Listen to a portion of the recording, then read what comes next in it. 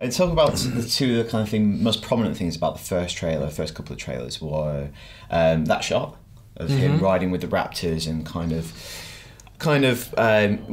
from the trailer it looked like he was kind of just working with them in the pen, and then obviously the genetically spliced dinosaur. Right. And I think for some people, they obviously, because they're big, bold ideas, found them quite controversial or new and kind of were unsure about them. Were you kind of worried about like those initial trailers? Because I think like particularly the raptor stuff, I think it plays much better in the context of the film. It seems less kind of bizarre than in the trailer. Yeah, believe me, there really is a very natural bit of conflict between a filmmaker wanting an audience to be brought slowly into a film and to be eased into accepting an image like that. Yeah. And so if in the first trailer suddenly you've got that is bananas. That's the thing. Like when it happens and they go out of the gates and suddenly it looks like they're in perfect harmony. You're like, of course. What? Yeah. It's very easy to reject it. Whereas, like I say, without going into spoilers, it plays much better in the film. Well, because you know why it's happening. Yeah. You have built up to a point where you've accepted a lot of other things. Your suspension of disbelief has to be earned. Yeah. And we've been earning it by the time that happens for an hour and a half. Yeah.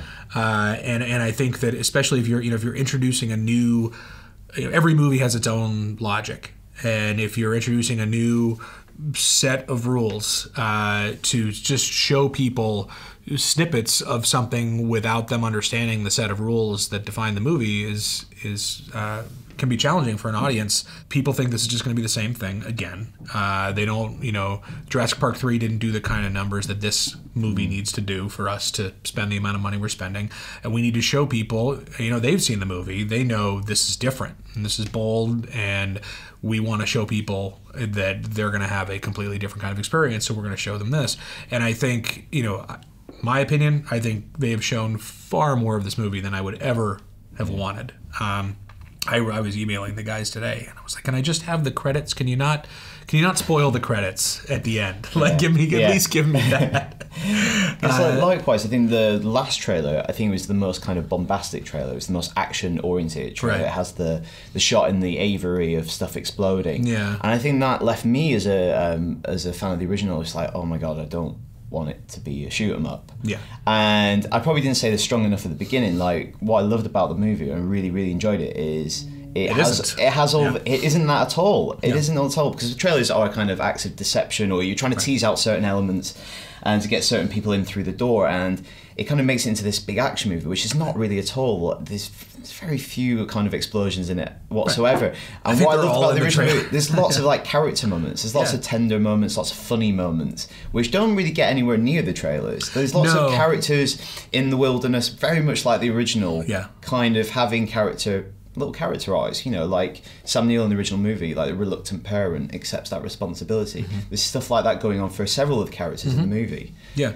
I think for me, the way that I was able to unpack it was, this kind of marketing has, they're able to put the numbers in front of you, has historically been able to get a lot of people into the theater to see the movie.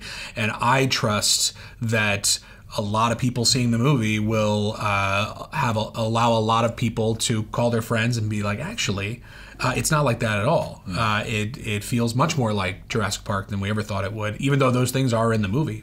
And also, Jurassic Park is not a genre film.